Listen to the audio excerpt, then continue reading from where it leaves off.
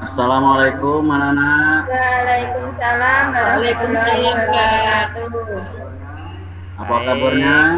Baik, Baik, sehat, alhamdulillah. Baik, sebelum kita memulai pelajaran pada hari ini, silakan Ananda Sunyipto pimpin doanya teman-temannya.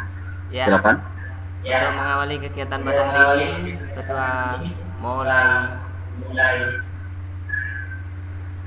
cukup. Oke, terima kasih Ananda Sunyipto. Ya, mari kita mulai pembelajaran pada pagi hari ini. Di mana pada pagi hari ini saya akan membawakan materi perkembangan dunia otomotif, ya, secara global. Ya. Di sini kita menceritakan sejarah-sejarah perkembangan dari engine, baik itu dari awal sampai akhir sampai sekarang ini. Mungkin materi ini belum favorit ya, tapi ini termasuk sejarah di otomotif. Oke, ini kita tampilkan beberapa materinya. Oke, sini ada judulnya perkembangan dunia otomotif di Indonesia. Jadi di Indonesia itu banyak bermacam produk perusahaan yang memproduk kendaraan, ya. Itu ada Isuzu, Toyota, Kia, Mazda, Daihatsu, dan yang lain-lain. Itu yang di Indonesia. Terus yang globalnya itu termasuk ada Volkswagen, ada Mercy, ya. Tapi kalau di Indonesia itu hanya beberapa merek seperti Isuzu, Toyota, menyusul rakyatnya di Indonesia. Kenapa di Indonesia punya perusahaan-perusahaan terkenal itu? Karena di Indonesia itu potensi pasarnya bagus. Indonesia itu orang konsumtif, ya. Bahkan sekarang ada pendatang baru, yaitu dari India, itu Tata Motor, juga menunjukkan peningkatan yang sangat luar biasa,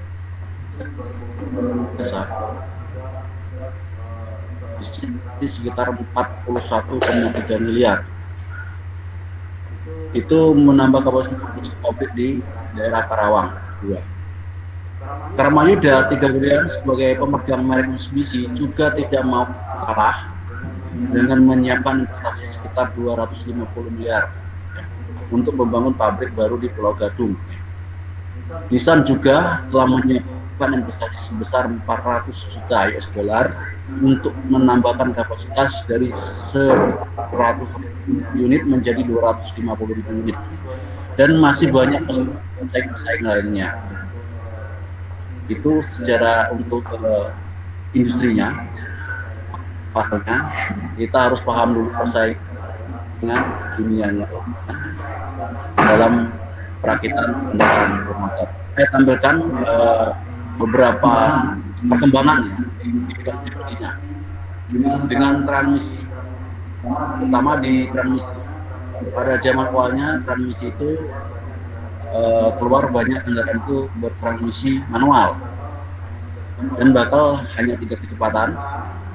Dan sekarang sudah ditambah dengan kemajuan, itu ada namanya transmisi otomatis, ya. Pada mobil-mobil produksi yang tahun-tahun sekarang ini itu malah lebih hebat lagi, ada namanya triponic, ya. Itu bisa manual, bisa matic. Nah, ini ada istilah lain, ya. Di sini ada CVT, ya. Terus ini biasanya hanya digunakan pada mobil-mobil berukuran compact atau kecil, mobil-mobil yang mobil city car, ya. Itu yang dipakai biasanya. Terus dari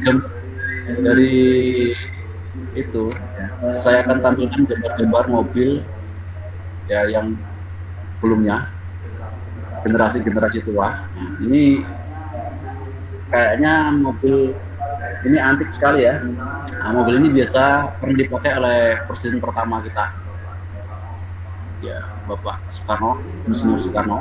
Mobil ini dirakit pada di bawah tahun 1940, ya, di bawah tahun 1940-an. Tapi mobil ini sudah termasuk generasi kedua engine-nya, karena di mobil ini sudah tidak menggunakan sistem pembakaran luar. Ya. Pertama sekali engine itu menggunakan sistem pembakaran luar, atau dalam kata lain external combustion.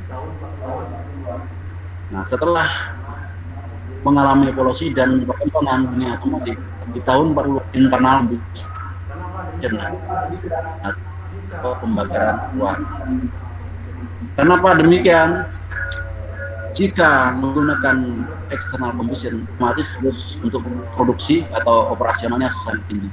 Contohnya saya contohkan, kalau di anak-anak di sini mungkin pernah ke daerah Ambarawa, pernah nggak anak-anak? Paham, Pak. Nah ya, di daerah Ambarawa itu kan ada kereta api ya, kereta api untuk tempat wisata itu. Pernah naik nggak anak-anak? Yang itu yang lama itu, yang stasiun Ambarawa itu. Nah di situ kereta api itu termasuk external combustion, di mana setiap 20 km perjalanan dia menghabiskan sekitar 2 kubik kayu bakar. Bayangkan oleh anak, kalau engine sekarang menggunakan external combustion betapa borosnya ya. Apalagi sekarang itu pemanasan global mungkin menghabisi hutan berhektar-hektar ya untuk perjalanan dari sini Jakarta itu sebagai contoh ya. Terus generasi kedua itu namanya internal combustion ya. Dalam arti kata mesin atau engine pembakaran dalam. Itu seperti yang anak-anak pakai sekarang ya. Itu dia menggunakan konstruksi yang berbeda dengan external combustion. Di mana di external combustion itu pistonnya dan connecting ring-nya itu kelihatan ya. Karena dia mengandalkan uap panas daripada pembakaran bahan bakar dari kayu yang dibakar dan menggunakan medan air, sehingga uapnya itu yang bisa menggerakkan piston untuk naik turun. Poros engkolnya pun kelihatan, sangat sederhana sekali seperti kalian mendayung sepeda. Tapi kalau di internal combustion itu ditaruh dalam satu box. Nah, jadi dirubah posisinya. Pistonnya juga ada piston, ini juga ada piston, tapi ditambahkan dapur pembakarnya itu di atas. Tidak seperti yang di external combustion. Itu contohnya mobil yang tahun-tahun 40-an. Ini mobil ini masih ada di Indonesia, tapi lama sekali. Di mana mobilnya masih teknologi kuno. Nah, dan berikutnya ini di tahun 1970-an dikeluarkan. Ini juga sudah menjadi barang antik. Ini ada generasi kedua yang internal combustion. Di sini masih menggunakan sistem konvensional. Ya. Paham anak-anak apa itu konvensional? Ya. Kalau tadi pembakaran luar, kita masuk pembakaran dalam. Nah, ini pembakaran dalam tapi dia yang masih sistem konvensional.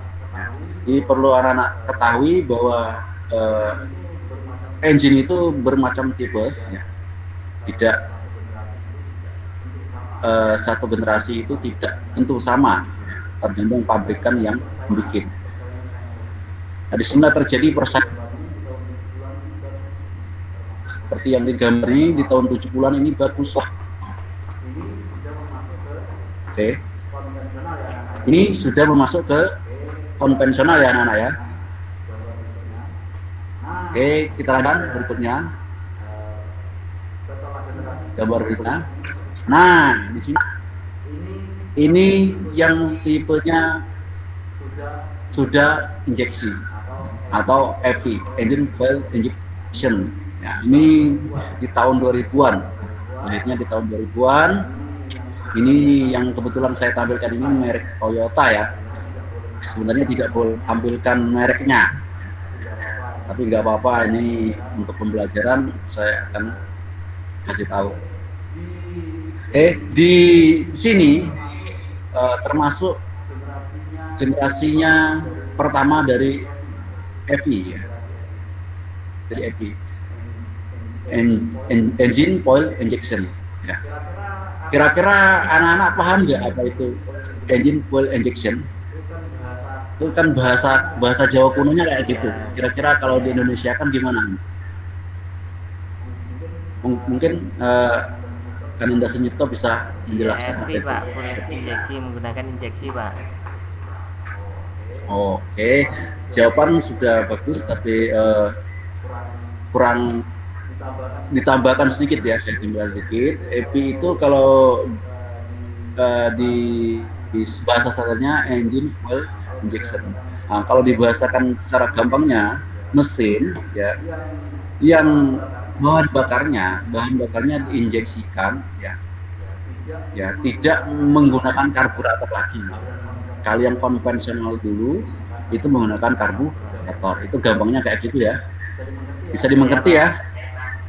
Oke, terus berikutnya ada gambar berikutnya. Nah, di sini lebih bagus lagi ini. Ini sudah menggunakan EPI juga, tapi lebih naik lagi teknologinya ya. Kalau yang tadi masih menggunakan satu distributor untuk beberapa busi ya. Kalau yang ini sudah tidak, dia sudah satu distributor, satu oil, satu busi. Kalau yang tadi distributornya membagi untuk satu koil untuk berbagi beberapa busi, misalkan 4 busi ya, itu dia sendiri-sendiri dibagi oleh distributor. Nah, kalau yang ini tidak, kalau yang jenis ini ya kebetulan ini mereknya CRV ya, Honda ya. Ini dia sudah dari ECU. Paham nggak anak-anak ECU? Apa itu ECU? Mungkin ada yang bisa menjelaskan apa itu ECU? Mungkin Ananda Masito bisa menjelaskan. Oh ya, baik. Malu-malu kayaknya ya. Oke, saya jelaskan sedikit. ECU itu secara bahasa patennya dari perusahaan ya. Engine komputer unit ya. Jadi sekarang engine dia sudah dikendalikan oleh sistem komputer, di mana pengapian, pembakaran, bahan bakarnya juga dikendalikan melalui komputer. Nah, yang mengirim sinyal ke komputer itu namanya sensor-sensor. Nah, itu sebelum kita mengenal ke sensor-sensor, Bapak hanya mengenalkan sepintas-sepintas ya. Nanti kalau begitu kita lebih lanjut di materi berikutnya. Dari gambar-gambar kendaraan di atas bisa kita tarik kesimpulan perkembangan teknologi dan persaingan di dunia otomotif itu sangat dinamis. Ya. Jadi kita harus selalu terus mencari informasi dan pengetahuan baru. Ya. Terus ini sudah saya jelaskan tadi ya. Oke. Mungkin ada yang kurang jelas, boleh ditanyakan. Cukup Pak. Oke. Baik. Ini sekedar sedikit saran ya buat anak-anak kita dalam pembelajaran. Ya. Jadi jangan berpikir kalau kita belajar itu untuk menguntungkan guru atau orang tua kita, karena belajar itu adalah tuntutan. Ya. Di saya itu ada istilah long life education ya. Belajarlah sepanjang hayat. Mungkin itu pesan dari saya. Lebih kurang mohon maaf. Oke, untuk hari ini kita cukupi sampai di sini ya. Kita sampai ketemu di pertemuan yang akan datang. Monggo untuk Adinda Ayu, Ananda Ayu Masito untuk memimpin doa. Silakan. Iya, terima kasih Pak.